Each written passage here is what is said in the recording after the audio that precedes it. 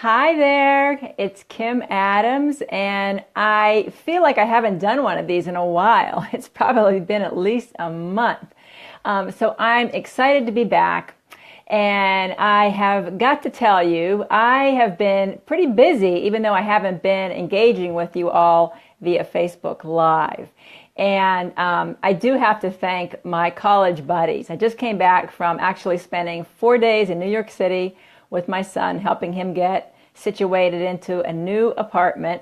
Got his first single in New York City, which is a big deal because up there it's so expensive. You generally have roommates. So I had to go up and help him HGTV his room because I love doing that. And then right after that, I came back Thursday and went to my college buddy reunion. We stay close. We have a get together once a year. And I have to thank them for inspiring me to get back online. So Pam, Marianne, Mary Lou, Janet, if you're watching this, thank you for re-inspiring me, because sometimes when you're out in the ethers like this, you're putting information out there, whether it's blogging or Facebook Lives, you don't get feedback necessarily on who is seeing your stuff. And so sometimes you put things out there, you get very little response, you get maybe a couple likes, couple comments, at least for me. So sometimes you really don't know who you're impacting. So I have to thank you guys for letting me know that what I'm putting out there, you're enjoying, you're reading, and you're listening to me. So that kind of re-energized me. But the bottom line is I took a break intentionally, because I was feeling a little, I don't know, like I wasn't getting much engagement. Like it was harder and harder to get engagement on Facebook. And on top of that, I've been going through a shift myself of really where I want to focus my energy. And I may have mentioned that before. I have been a money person for years, financial person, financial professional for a long time. Really moved into more of the inner game of wealth, which is really where my passion is and what I've been focusing on. And I really feel pulled to pull women together, to help women, empower women, not just with their money, but with all aspects. And I'm sure it's a part of my own journey, right? So as I step into my voice, get my voice, step into my own power, I feel like I want to share what I'm learning and what I'm growing into with others. So that's kind of where I'm headed.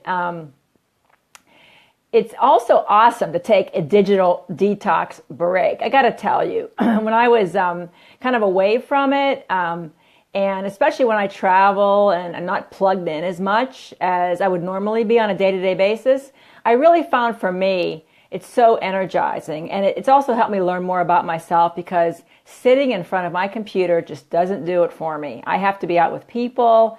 I really have a big need for self-expression. So whether it's writing or speaking or just being out with people. So it's really important to tune into yourself. And I've been very diligent about that, like keeping track of, am I having fun? Is this fun? Am I enjoying myself? Because that's really the key to finding out if you're in your bliss. And one of the cool things, when I went to New York City, drove to New York City last Sunday, and I got a bunch of audio tapes, to listen to make the drive go faster. It's not that bad of a drive. It's about 6.5 hours. But I got The Secret, which I hadn't listened to or watched in like years. I can't believe that. It came out in 2006. So it was fun to kind of re-listen to it. And it just is more affirmation, right, of being in your bliss and really tuning into what you like to do and what turns you on. And I've been doing that for years, but it's always good to get the reminders, right, and hear some of the things you haven't heard for a while. So I would encourage you to do that. Like really tune into the activities you're doing on a daily basis. If it's really exciting to you and it turns you on, like do it. But if it doesn't, start thinking about eliminating it from your day. Okay, so that's what I've been going through, this process of trying to figure out what it is I really want to focus on within my business. So the cool thing is, though, that as I just set a big intention, stay in my happy place, whether that's sewing, whether that's painting, whether that's hiking, kayaking, biking, whatever it is, super cool stuff manifests. And you're not going to believe me unless you do this yourself, all right? I'm telling you, I can't talk about it right now, but I've got big stuff in the works. just by setting the intention that I wanted to really empower women. All right. Set your intention, set big intentions, stay in your happy place, and work on processing anything that comes up around that, because we all get stuff that comes up. Our fears come up, our anxiety about the future. Is it going to happen? Is it not going to happen? Processing that is really important too. But it's so important to stay in a happy place. And so that's my one recommendation for this call. So I've been more into allowing, and that's the other thing. Getting into allowing versus making it happen. I am so much more into that and becoming detached from how it shows up. So setting a big intention, releasing how it shows up, staying detached, because I think our little minds, our limited human brains can't really conceive sometimes of how big things could be. So I think we limit ourselves that way.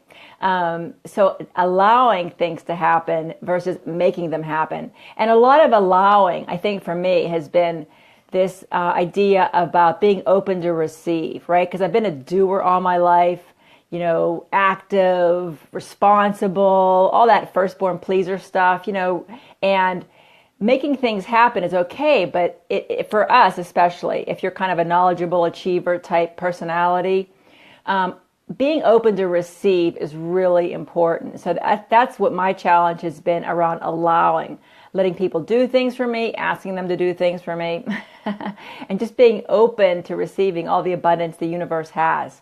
I have so much abundance in my life. It's incredible. So as I allow more and more in, it's such an easier way to go, right? Than trying to be in your left brain, trying to figure things out and making stuff happen. Honestly, that's going to become passé, I predict. So what I'm going to be up to is I am actually going to start a podcast with a couple other friends.